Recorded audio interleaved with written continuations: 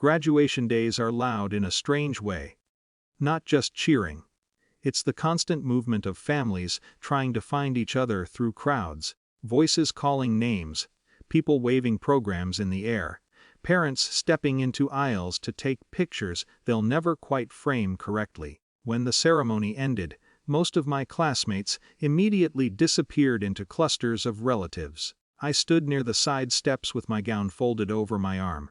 My phone buzzed with messages. Friends, a professor, my aunt, who had watched the live stream from another state. But the two messages I kept checking for weren't there. My parents. I knew, of course. Why? They had told me 2 days earlier. My brother's startup was hosting its official launch event the same weekend. Investors, media, some big presentation downtown. Apparently the schedule overlapped with the graduation ceremony. When I called my mother that morning, she sounded rushed. "Oh, honey," she said, like she had already explained this once. "We didn't think it was that big of a deal." I remember staring out my apartment window while she talked.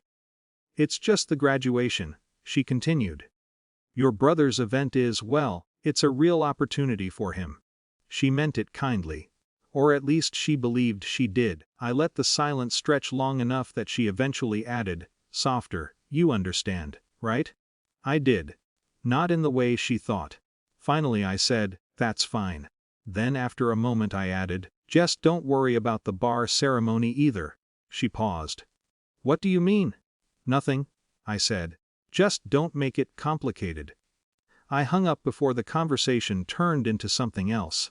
The ceremony itself went by quickly. 3 years of law school condensed into 2 hours of speeches and applause. My name echoed through the auditorium like everyone else's. I walked across the stage, shook the dean's hand, and returned to my seat while people clapped politely. From the stage you can see everything. Rows of parents holding cameras. Friends waving signs. A few kids bouncing on their grandparents' laps. I scanned the seats once out of habit. But I already knew.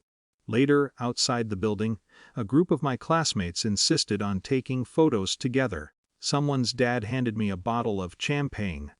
Someone else's mother hugged me like she'd known me for years. It was kind.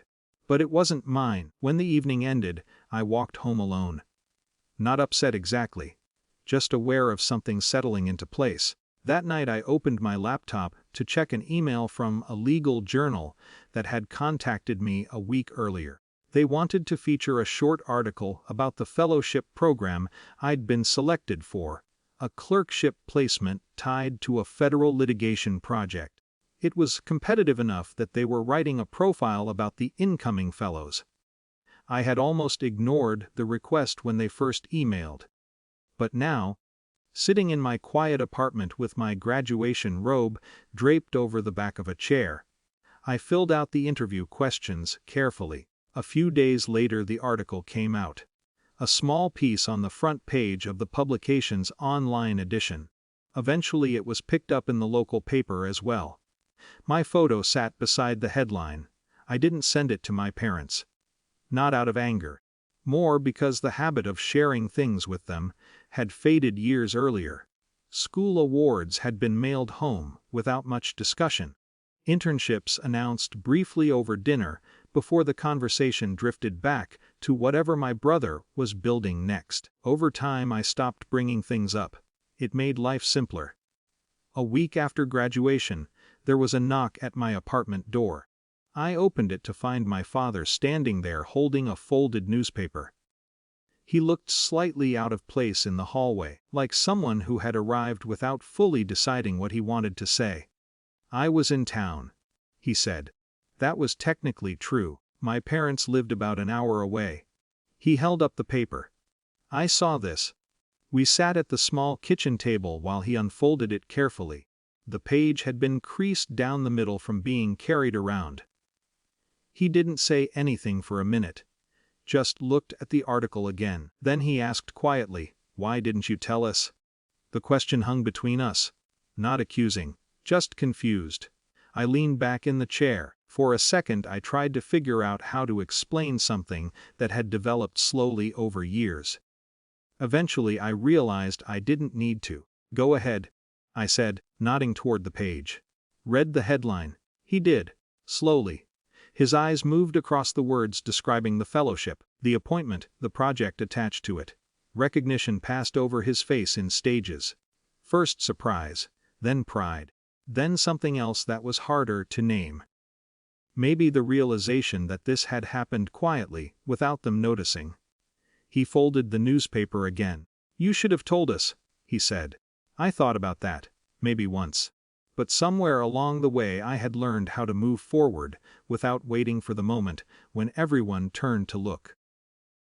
The truth was, by the time the article came out, I had already celebrated the achievement in the only way that mattered. I had done the work. Everything else, the headline, the recognition, even the graduation ceremony, was just confirmation of something I had already built on my own. My father sat there for a while longer before standing up.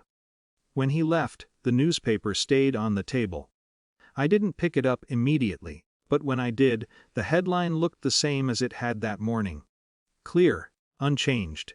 And for the first time, I realized I didn't need anyone sitting in the audience to know it was real.